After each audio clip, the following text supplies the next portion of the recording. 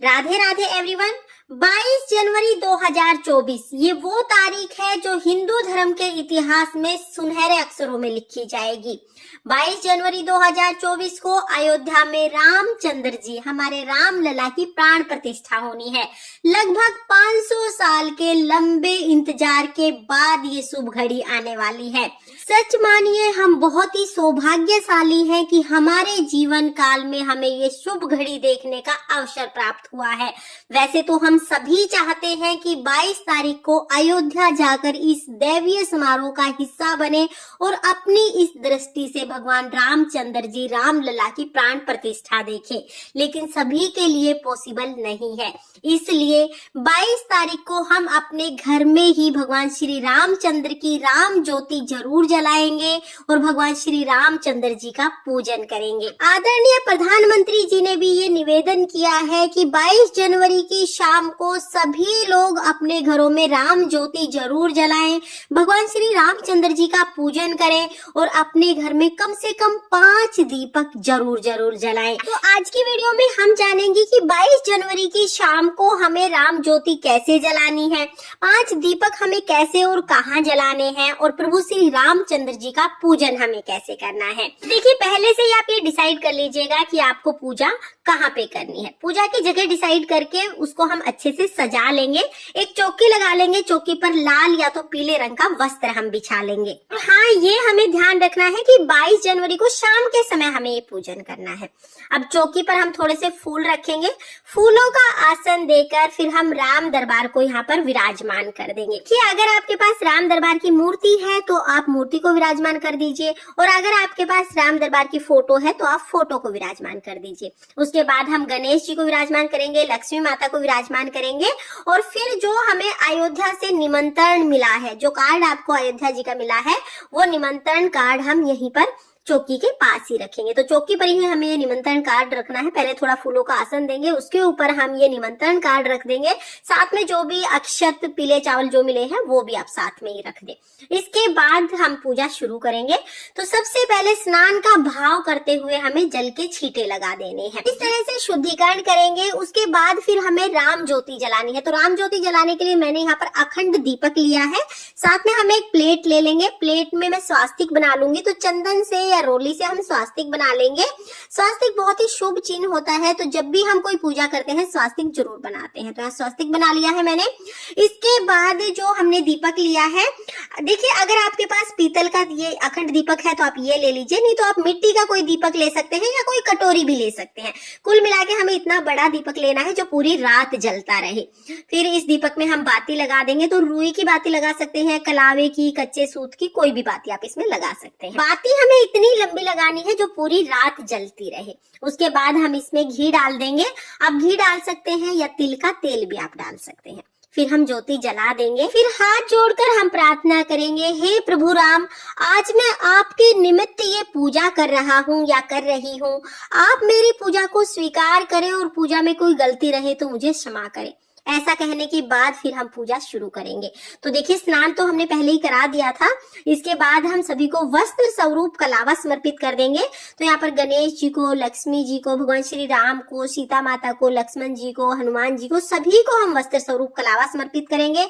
आपके पास अगर जनेऊ है तो आप जनेऊ भी समर्पित कर दीजिए। अगर जनेऊ नहीं है तो कोई बात नहीं, आप सिर्फ कलावा समर्पित कर सकते हैं। उसके बाद अगर आप रामचंद्र जी के लिए कोई वस्त्र लेके आए हैं तो आप वो समर्पित कर दीजिए। अगर कोई वस्त्र नहीं ला पाए हैं तो जो माता रानी की लाल रंग की चुनरी आती है वो चुनरी लाके भी आप उड़ा सकते हैं। मैंने यहाँ पर लाल रंग की चुनरी उड़ा दी है। उसके बाद फिर हम तिलक लगाएंगे। तो रोली से और चंदन से हम सभी को तिलक लगा देंगे। और जो हमने राम ज्योति जलाई है, राम ज्योति पर भी हमें तिलक यानी दिए पर तिलक हमें जरूर लगाना है। और देखिए, जो राम ज्योति है ये पूरी रात भगवान श्री रामचंद्र जी के सामने जलती रहनी चाहिए। तो इसमें पहले ही आप इतना घी डालें कि ये पूरी रात जलती रहे। उसके बाद हम सभी को फूल समर्पित करेंगे। तो फूलों की व्यवस्था पहले से ही कर ले। इस दिन बहुत आसानी से आपको फूल मिल जाएंगे, लेकिन फिर भी अगर किसी कारण से फूल नहीं मिलते हैं तो बगैर फूल के भी आप पूजा कर सकते हैं। सभी को अक्षत यानी चावल समर्पित करेंगे। तो 22 तारीख को आपको वो चावल समर्पित करने हैं जो आपको निमंत्रण कार्ड के साथ में प्राप्त हुए हैं। तो अगर आपको चावल प्राप्त हुए हैं तो आप वही चावल लीजिएगा। अगर चावल नहीं प्राप्त हुए हैं तो आप कोई भी चावल ले सकते हैं। आज डेमो वीडियो है तो मैंने साधारण चावल ले लिए हैं, क्योंकि मैं भी वो चावल 22 तारीख को चढ़ाऊंगी। इसके बाद फिर हम भोग समर्पित करेंगे। तो भोग में इस दिन आप खूब अच्छे अच्छे पकवान समर्पित कीजिएगा, मिठाई समर्पित कीजिए, ड्राई फ्रूट समर्पित कीजिए, तरह तरह के फल फ्रूट, जो भी भोग आपसे बन पड़े, बढ़िया से बढ़िया भोग आप भगवान श्री रामचंद्र जी को इस दिन समर्पित कीजिए।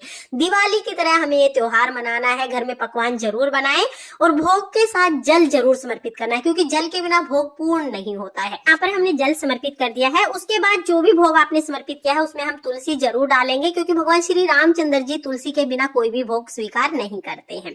अब सब में हमने तुलसी डाल दी है। इसके बाद हाथ जोड़कर भगवान से भोग ग्रहण करने के लिए हम निवेदन करेंगे, हे भगवान आप हमारा भोग ग्रहण करें, ऐसे हमें जरूर बोलना है। उसके बाद दक्षिणा समर्पित करेंगे, क्योंकि दक्षिणा पूजा में रही कमियों को पूरा करती है। अब देखिए, हमें 1 लोटा जल लेना है। अपने हाथ में थोड़े से फूल लेंगे और हाथ में फूल लेकर कम से कम 11 बार जय श्री राम का जयकारा हम जरूर जरूर लगाएंगे। तो भगवान श्री रामचंद्र जी का नाम हमें जरूर लेना है। उसके बाद ये जो फूल है ये हम भगवान के चरणों में समर्पित कर देंगे और इसके बाद हमें जलाने हैं दीपक। तो देखिए, कम से कम 5 दीपक हमें जरूर जरूर जलाने हैं। तो यहाँ पर मैंने 5 दीपक जलाए हैं। ज्यादा आप कितने भी जला सकते हैं, लेकिन कम से कम 5 दीपक हमें जरूर जलाने हैं। 5 दीपक जलाने के बाद हम धूप दीप दिखाएंगे और फिर हम आरती करेंगे। ये दीपक आप देसी घी के जला सकते हैं या तिल के तेल के जला सकते हैं या सरसों के तेल के जला सकते हैं। दीपक आपको जरूर जलाने हैं। अब हम 5 दीपक से भगवान श्री रामचंद्र जी की आरती करेंगे। तो पहले गणेश जी की आरती करेंगे, उसके बाद हम भगवान श्री रामचंद्र जी की आरती करेंगे।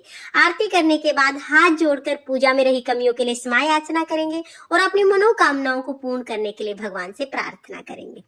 उसके बाद हम थोड़ा सा जल अपने हाथ में लेंगे और हम चौकी के ऊपर से इस तरह से वार देंगे। इस तरह से हमारी जो पूजा है वो पूर्ण हो जाएगी। अब जो 5 दीपक हमने जलाए हैं, इसमें से 2 दीपक हमें यहीं पर चौकी पर ही रख देने हैं, 2 दीपक बाहर दरवाजे पर हम रखेंगे और 1 दीपक तुलसी जी में जला देंगे। तो ये 5 दीपक इस तरह से हमें रख देने हैं। उसके बाद जो जल है ये हम चंद्रमा देवता को अर्घ दे देंगे, क्योंकि शाम के समय पूजा करेंगे तो चंद्रमा को अर्घ देंगे। और जो भी भोग प्रसाद है वो घर के सभी सदस्यों में प्रसाद के रूप में बांट। इसके साथ ही देखिए, जो हमने राम ज्योति जलाई है ये पूरी रात भगवान श्री रामचंद्र जी के सामने जलती रहनी चाहिए। इसमें पहले ही बहुत सारा घी आप डाल के रखें और इस ज्योति को हमें बिल्कुल भी हिलाना नहीं है। ये ज्योति पूरी रात जलती रहेगी।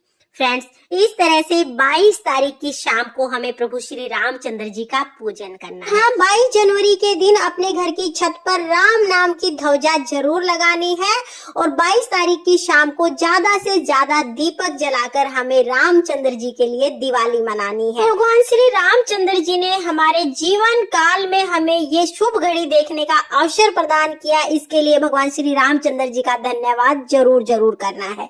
तो इस तरह से हम 22 तारीख के दिन शाम के समय पूजन करेंगे। और पूजा की सरल विधि आपको कैसी लगी कमेंट करके जरूर बताना। अगर ये वीडियो आपको पसंद आया हो, वीडियो आपके लिए थोड़ा बहुत भी यूजफुल हो, तो प्लीज वीडियो को लाइक कर देना। और हम महिलाएं घर में तीज त्योहार कैसे करते हैं ये देखने के लिए मेरे चैनल को सब्सक्राइब कर लेना। भगवान श्री रामचंद्र की कृपा आप पर सर्वदा बनी रहे। जय श्री राम। राधे राधे।